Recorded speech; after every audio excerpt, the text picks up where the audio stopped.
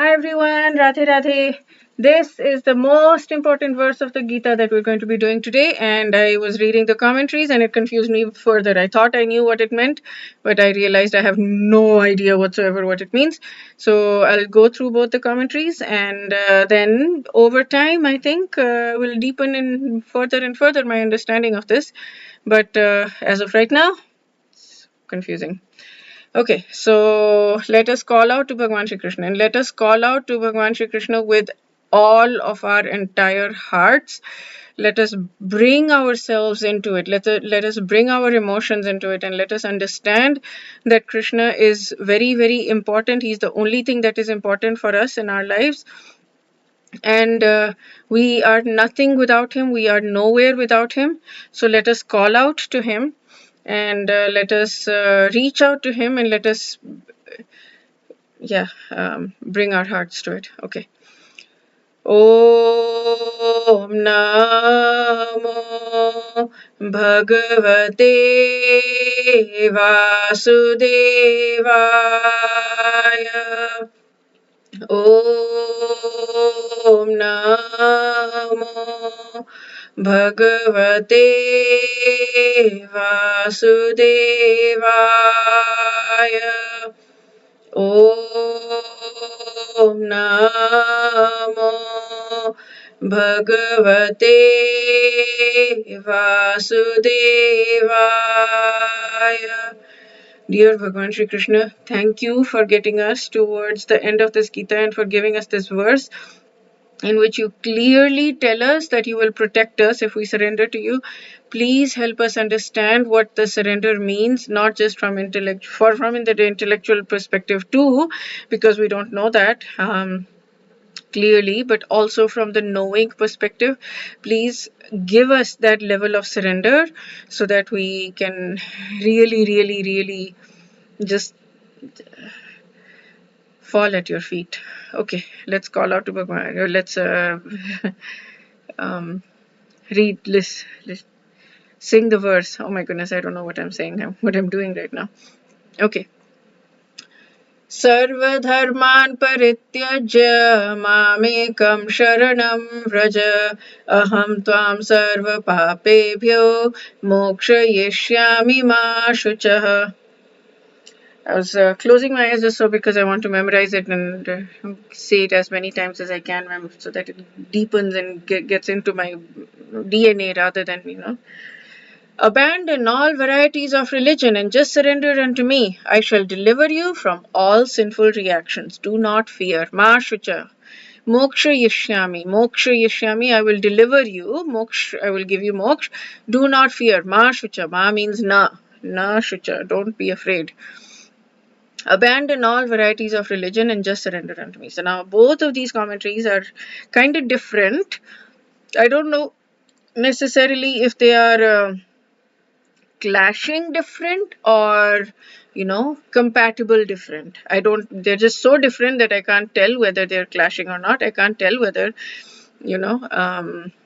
what is what. So I'm going to just read both of them and you can make the decision for yourself, what you want to believe or what you don't want to believe, or what you want to let yourself remain confused about, because that's what I'm doing. I'm letting myself remain confused about this. I'm keeping my mind wide open so that when I get to know the real thing, whenever that is, in however many lifetimes, I will be able to, I will be able to get to that faster because I'm keeping an open mind right now. Okay.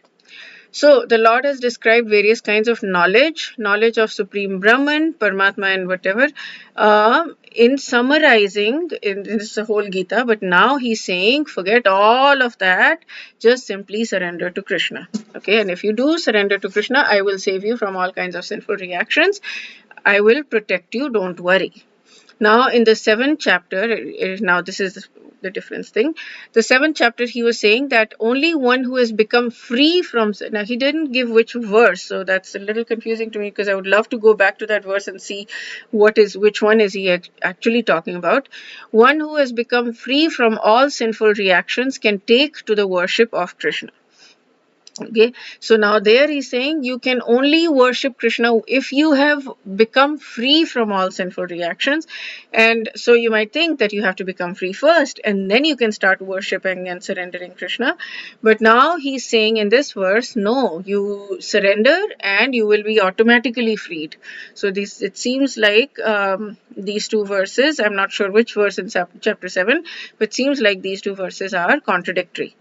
And then, but I mean, I think this part he said, I mean, I don't know if he said it many times, but it feels very obvious that yes, you surrender to Krishna and then you'll be free. So this thing that I thought was Chaitanya Charitamrit Madhyam Leela 222-100, which I've been quoting a lot, this apparently comes originally from Hari Bhakti Vilas.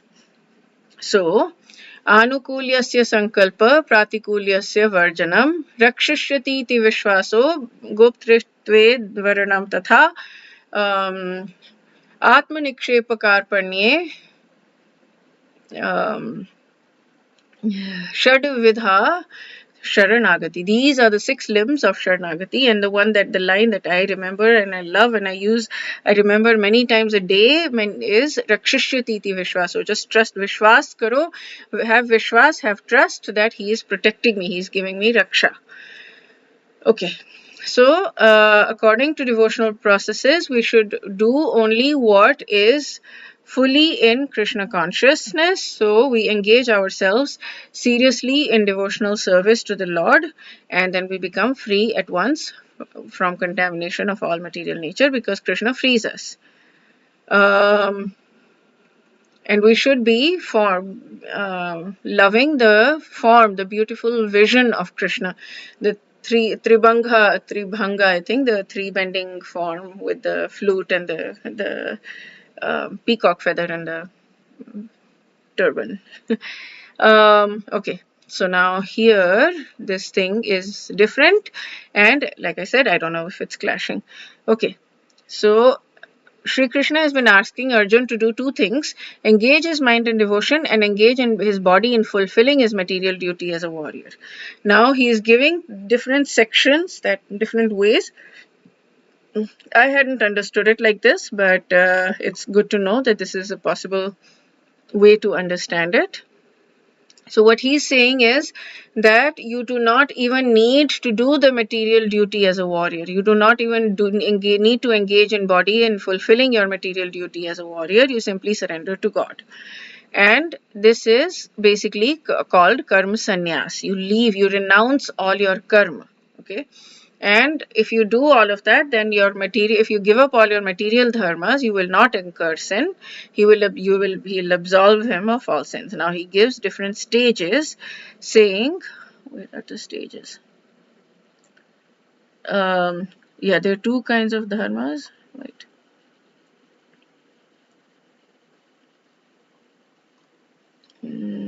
Trying to see the stages.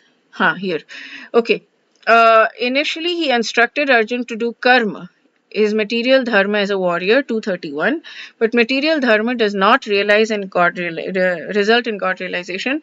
It results in Swarglok, which is the material world anyways, which is ridiculous. We don't want to go to the material world because we're going to fall back down anyways. We're not getting out of it. I mean, it's different when we're saying that I want to serve you no matter where you place me. That's totally different. But to doing karma kand, which is your duty, 231, does not result in Krishna realization, right? So then later on he said, do karma yoga. He asked Arjun to fight the war with the body and remember God with his mind, verse 8:7. I really want to go to these verses and now look at them. And this is karma yoga. This is the major portion of Bhagavad Gita. Basically, you do your karma, but you do it. But I thought in the entire chapter, last part of chapter 2 and chapter 3 were all about karma yoga as well. So I'm confused. This whole thing is so confusing. Now he's saying practice karma sannyas, renounce all material dharma and adopt spiritual dharma, which is love for God, and that's it. You should fight not because it is your duty as a warrior, but because Krishna wants, because I am telling you to do so. That's what Krishna is saying. So Now, why did Krishna not give this instruction to Arjun earlier? In earlier, he had said very clearly, no, do not. Karm Yoga is higher than Karm Sannyas. In 5.2, he says, because Arjun asked, I don't know what to. Sometimes you say this is higher, sometimes you say this is higher. Which is higher? I don't know.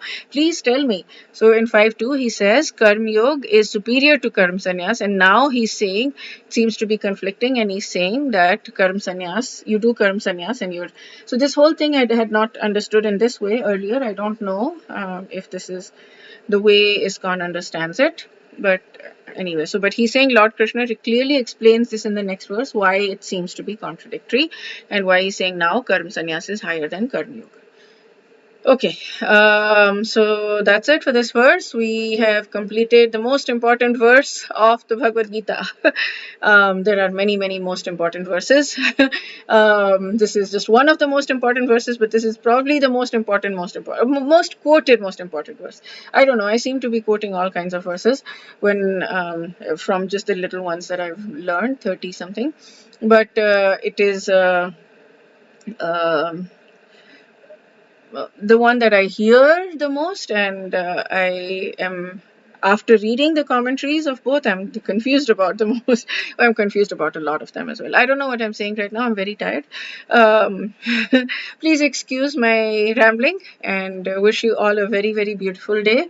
Wish you all a day filled with lots of Krishna Bhakti, lots of spiritual growth, and lots of Vigyan level knowing. I wish you a beautiful day. Radhe Radhe.